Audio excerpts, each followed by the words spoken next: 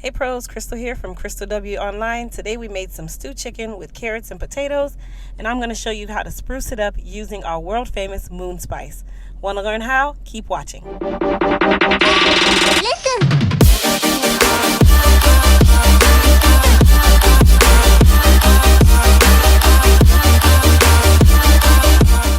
So for spices, we're going to use our Cajun butter, our Elite Eats adobo seasoning, some red pepper flakes, bay leaves, black pepper, of course our all famous moon spice paste, some Caribbean green seasoning, and then of course for our aromatics we'll be using some Irish potatoes, onions, and carrots. And then of course I also added some green onions, which you don't see here in the video.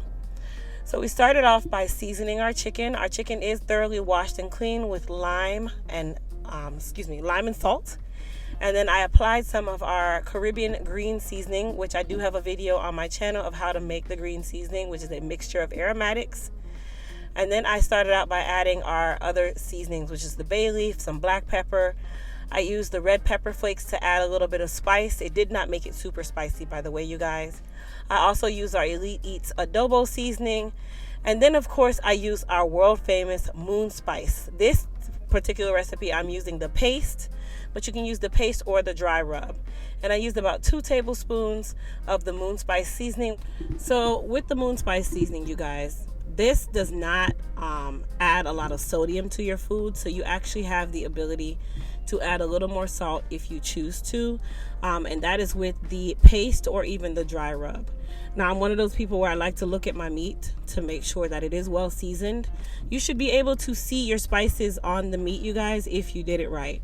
What you can also do is just tip your finger on your tongue after you're done seasoning your meat, just to make sure that it's either not too salty or if you need to add a little more salt. Now, to even spruce my chicken up even more, I use a little bit of the Cajun butter and a injector, I don't never know what the name of this thing is, that you would usually traditionally use at Thanksgiving for your turkey.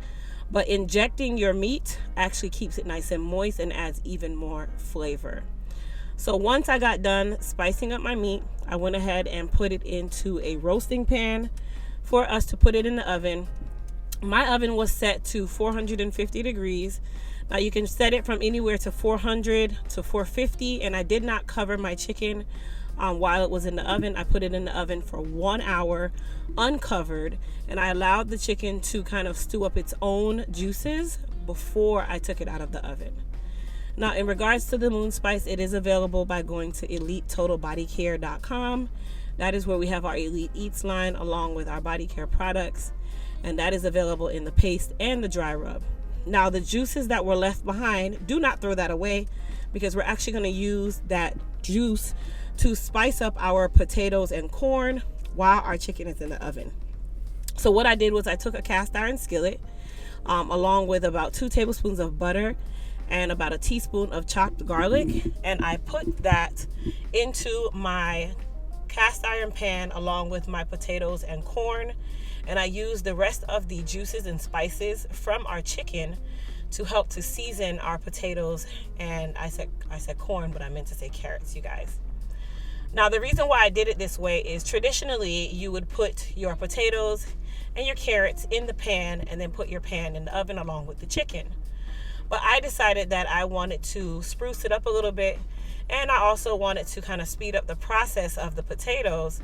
So I allowed my chicken to cook for about 40 minutes, and then I started preparing my potatoes and my carrots in the cast iron dish, and I par cooked them. Okay, so I did not add any water to this.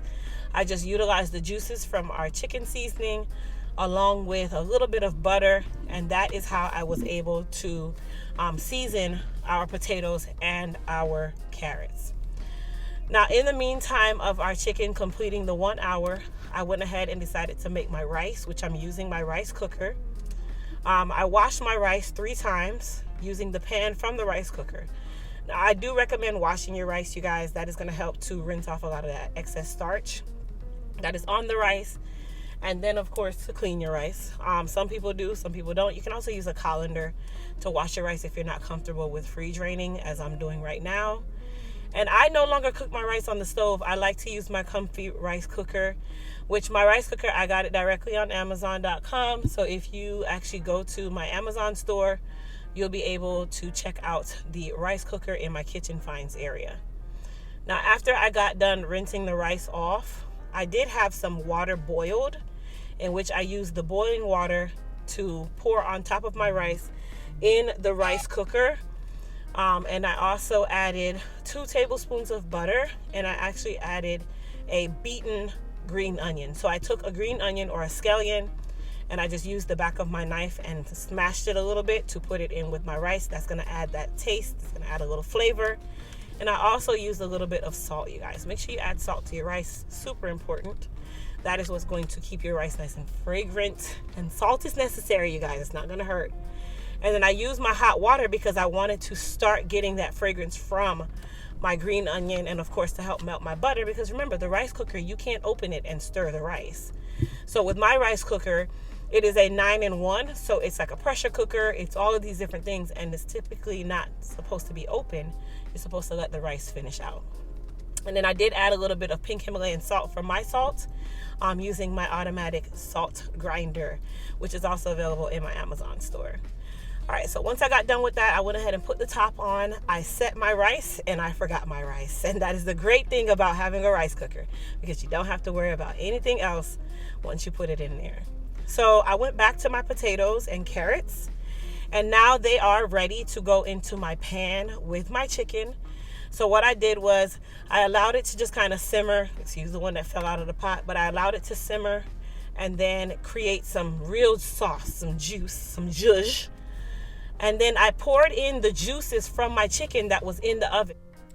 I basically repurposed the juice from my chicken that it produced on its own while it was in the oven to add to my potatoes to help them to cook. Of course, that's also going to add flavor to the potatoes and the carrots. And then at the same time, this sauce is going to go right back on top of my chicken. So remember, potatoes are starch. They are natural thickeners.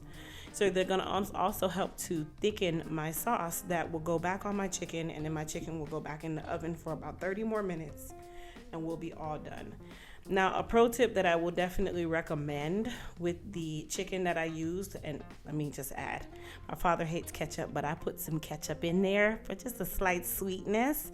Remember, ketchup also has high fructose corn syrup, which is also a thickener, and it also adds flavor, you guys. Some of you like ketchup, some of you don't. You don't have to use it. It's really your choice. But this is really for the purpose of the chicken, you guys. Not necessarily the potatoes and the carrots, but for the chicken sauce. Now, as I was saying, a pro tip with the chicken is if you're going to do wings like I did, cut the wing tips off. They have no purpose unless you're going to eat them. But me personally, I would cut them off because they did slightly caramelize, a little too much. Caramelize in cook terms means they burnt. But that was just the tips, okay? So cut the tips off because you're not going to need them. You can use them to make chicken stock or something of that nature. So once I poured my par cooked potatoes and carrots back with my chicken, and of course the juices, I did pour in a little bit of chicken stock in my cast iron skillet. It was still hot, and then I basically used that excess chicken stock to remove any excess seasonings or whatever that was remaining, because I did want to add a little bit more moisture to the pan, seeing that I'm going to put it back in the oven. Now remember also, the potatoes and the carrots are not fully cooked.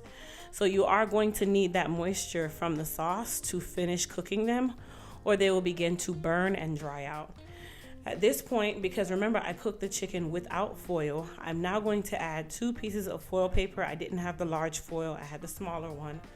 And then I'm going to tightly cover my pan with my chicken, and I put it back in the oven for another 30 minutes to finish out, and now it is completely ready. When I tell you guys, the chicken was so moist, okay? It tastes so good because it also had that Cajun butter injected in it. And then this is the finished result, you guys. So I did chicken legs and also chicken wings. You can use whatever parts of the chicken you want, but I did it with the right rice, and here is the finished result. Thank you guys so much for watching. Don't forget to subscribe to the channel.